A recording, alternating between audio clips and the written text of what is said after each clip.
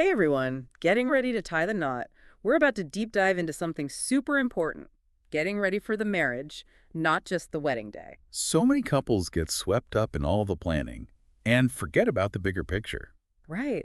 So we're taking inspiration from this podcast episode called From Panic to Peace, Navigating the Final Stretch Before Your Wedding. It's from a show called The Sunshine Inside.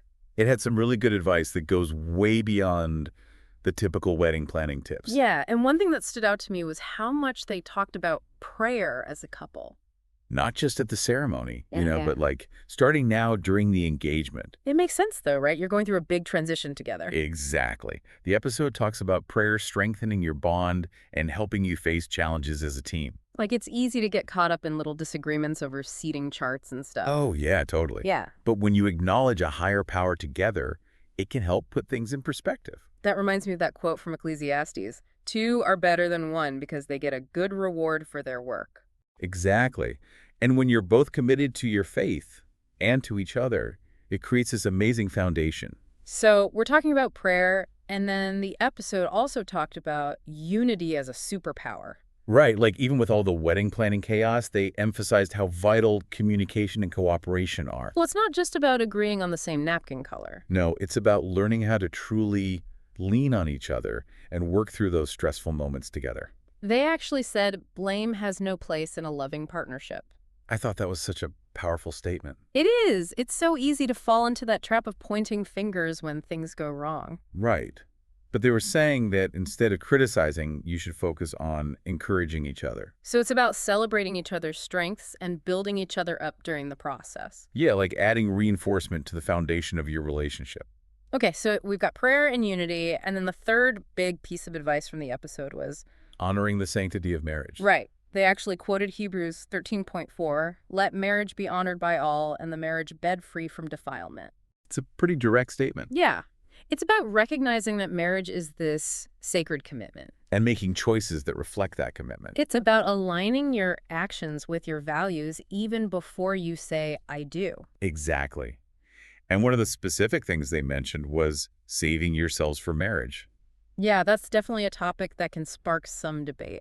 But they presented it as a way to start your marriage with a clean slate. Like an expression of commitment and a way to build trust and intimacy from the beginning. Right. And every couple's journey is unique. What works for one couple might not work for another. Exactly. The key is to be open and honest with each other about what you believe. And what you want for your future together. That's so important. You're basically laying the groundwork for a lifetime of happiness together. Exactly. And all of this ties back to the heart of what this episode is all about. It's not just about the wedding day, it's about building a lasting and fulfilling marriage. So true. And that brings us to the end of part one of our deep dive into this topic. But don't worry, we'll be back in part 2 to unpack all of this even further. We'll dive deeper into prayer, unity, and the sanctity of marriage, giving you tangible takeaways for your own relationship. So stay tuned, we've got lots more to share. See you soon. So we talk about prayer being super important for couples. Yeah, and I was thinking about how they said to start incorporating it into your daily lives. Right, like it doesn't have to be this big formal thing. Exactly. So what are some more casual ways to make prayer part of your routine? Well, the episode suggested just starting small. Okay. Like maybe taking a moment before bed to pray together. Yeah, that makes sense. You could each express gratitude for something about the other person or pray for guidance as you plan the wedding. It could even help you fall asleep better if you're feeling stressed. Totally. And it doesn't even have to be spoken prayer. Oh, you mean like just a moment of silence together? Exactly. Just But- holding hands and being present in that quiet space. It's like intentionally creating that spiritual connection. Right. And that connection will help you through those tougher times in your marriage, too. Because let's face it, every couple goes through ups and downs. Oh, absolutely. But when you have that foundation of faith, it can make all the difference. Okay, so we've talked about prayer. What about that unity as a superpower idea? Ah, yes. It's all about remembering that you're on the same team. Even when you're arguing over what kind of flowers to have. Especially then. Remember, blame has no place in a loving partnership. Easier said than done sometimes. Oh, for sure. Yeah. But the idea is to shift your perspective from me versus you to us against the problem. So like your teammates working together to create this amazing wedding and marriage. Exactly. And that means celebrating each other's strengths instead of focusing on the weaknesses. Well, what about when you hit a major disagreement, like you just can't see eye to eye on something? That's when it's even more important to remember you're on the same side. Okay, but how do you actually do that when you're both feeling stressed and maybe a little frustrated? Well, they had some practical tips in the episode, Like what? like taking a break if things get too heated. Okay, so you don't just keep arguing until someone explodes. Exactly. Just step away for a bit, cool down, and come back to the conversation when you're both calmer. That's good advice, and it's not just for wedding planning either. Nope, it's a good life skill in general. For sure. Thanks. So taking breaks, communicating well, and then they also mentioned that Ephesians verse about not letting the sun go down on your anger. Oh, yeah, that's a good one. It means don't let those negative feelings fester. So address the issue, but do it in a loving and respectful way. Right. It's all about finding that balance between honesty and kindness. Makes sense. Yeah. Okay, so we've covered prayer and unity, and now let's get into that third big idea. Honoring the sanctity of marriage. Right. That quote from Hebrews was pretty powerful. Let marriage be honored by all, and the marriage bed free from defilement. Yeah, it really makes you think about the weight of that commitment. And what it means to live a life that honors that commitment. So it's not just about the physical aspect of intimacy. Right. It's about so much more than that. It's about respecting your partner, protecting your relationship, and making choices that align with your values. Exactly. And they specifically talked about saving yourselves for marriage as a way to honor that sanctity. Which is definitely a personal decision for each couple. Absolutely.